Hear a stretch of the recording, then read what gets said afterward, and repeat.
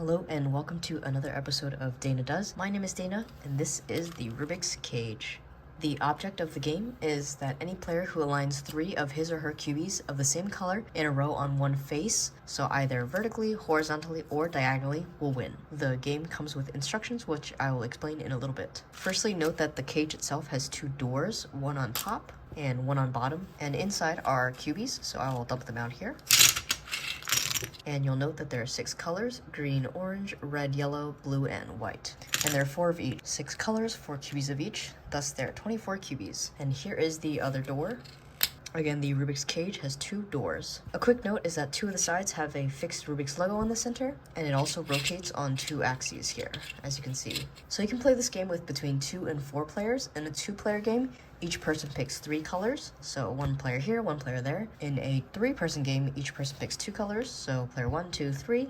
Of course, you can divide the colors how you want. I'm just dividing them in rainbow order here. And in a 4-player game, each person selects 1 set of cubies, and the unused ones are put off to the side. So again, we're just arbitrarily picking 4 colors here. Another thing to note is that you have to remember the colors of your cubies because, for example, if you're playing 2-player game, these are going to be your colors. So if you have 3 in a row this way, you have to remember that you're actually winning like this. In this case, I'll divide it up into player 1 being the top half of the rainbow colors and player 2 being the bottom half of the rainbow colors. As for each player's turn, they can do one of 3 things. They can insert a cubie, and to do so, you open the top door, you place a cubie in, and you put the door back on. So that's inserting a cubie. The second move a player can do is called turn the cage, in which case you turn one layer of the cage 90 degrees in either direction. So for example, let's say the game was like this, and player 1 decided to go like that. And you'll see this is very interesting because the piece that was initially in the middle layer is now on the bottom layer. And the last thing a player can do is to flip the Rubik's Cage upside down by rotating it 180 degrees. So in this case, we take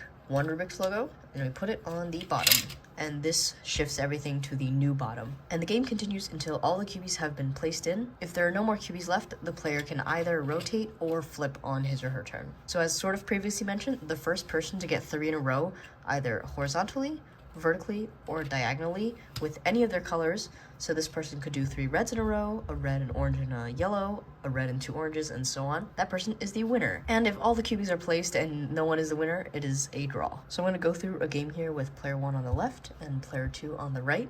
And hopefully you'll be able to see a bunch of cool things that can happen with 3 moves: inserting a cubie, turning the cage, and flipping the cage. So let's say player 1 decides to insert because flipping and rotating would not really mean anything at this point. Let's just say they want to start here. Player 2 potentially sees this and wants to block player 1 from creating anything horizontally on the bottom. Here again, it doesn't really make much sense for player 1 to do a flip or a rotate, so maybe they would want to insert a cubie here. To prevent player 1 from winning on the next turn, player 2 should place a cubie here. Now let's say player 1 wants to get this cubie out of the way, and remember, one of the moves you can do is a rotate. So we're going to rotate it 90 degrees. It moves it out of this 3 in a row and next to here. But you have to be careful because if player 1 does that, player 2 can play a cubie here and win. Instead, player 1 will place a cubie here because this opens up a path for 3 here, and 3 on the other side. Now the one move player 2 does not want to do is put the cubie here, because even though they would win on the next move, player 1 will win by putting a cubie here. So let's say they want to almost get 3 in a row by placing the cubie here. The main move player 1 has is to block the 3 in a row by placing a cubie here. Now for player 2's turn, they notice that if they rotate this over, it will land here, which will open up a bunch of paths for 3 in a row. So for player 2, they're going to rotate like this.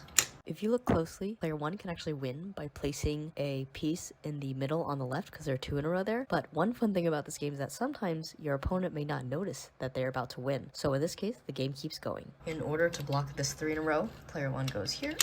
So one thing to note is in this position, player 2 needs to block player 1 because if player 1 does this, they will get a 3 in a row. Additionally, if player 2 flips, player 1 can play here and win. So that's also not a wise move. So player 2 will take this piece out and sort of throw it off to this side. But also you'll note that player 1 will win by putting a cubie here. So I think the only move that player 2 can do here to avoid losing is to rotate the bottom layer 90 degrees. Because you'll note in this position, there's no way for player 1, who's red, orange, and yellow, to place a QB for 3 in a row. Now it's player 1's turn. There's quite a few things they can do. They have some almost 3 pairs like this one, almost missing one here, missing a couple here. Let's say player 1 places a piece here. Player 2 needs to block by putting a piece here. Now let's see, what is the best move for player 1? One fun part about this is that you need to visualize what's going to happen when you flip or turn the cage. So I'm picturing in my head what will happen if I flip the cage. For example, these two will end up here and this one will end up here. Because I haven't done this move in this game yet, let's say player 1 flips the cage. So you notice this is pretty advantageous for player 1 because they have some almost done rows here and some almost done things over here. Now for player 2, let's see. They also have these two and this one here. So if player 2 goes here, player 1 will need to block by going here, which, as you can see, results in a 3 in a row for player 1.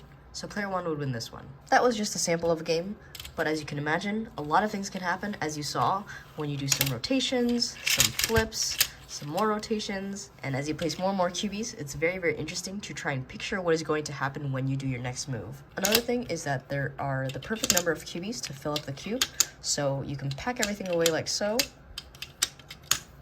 And this puzzle is very easy to pack up. You can bring it on vacation, throw it in your backpack, and play with between 2 and 4 people. This game is quite a lot of fun. Again, my name is Dana, and this is the Rubik's Cage.